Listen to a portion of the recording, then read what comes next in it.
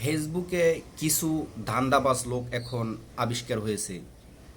কিছু মানুষ তো ভালো, এটা স্বীকার করতেই হবে। ফেসবুক লাইভে এসে মানুষকে যেভাবে হেনস্থ করে।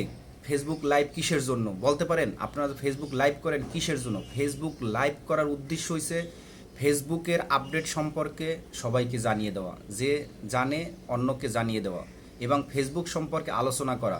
এখন আপনারা কি করেন? সবাই দেখি স্টারের খালি শুধু ধান্দা, খালি শুধু স্টার।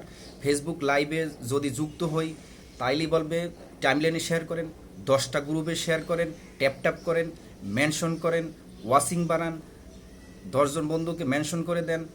যে 10টা 20টা গ্রুপে শেয়ার করবে তাকে আগে পিন পোস্ট দেবো। ঘন্টার পর ঘন্টা, 3 ঘন্টা 4 ঘন্টা লাইভে থেকেও পিন পোস্ট পাই নাই।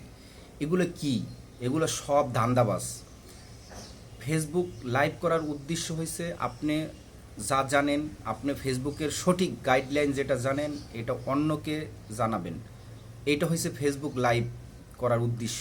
এখন আপনারা শুধু ধান্দাবাজি করেন, ধান্দাবাজ ছাড়া আর কিছুই না। যে 100 স্টার মারে তাকে, যে 4 ঘন্টা লাইভে আছে তাকে আপনি পিন পোস্ট দেন না। যে এখন যুক্ত হয়েছে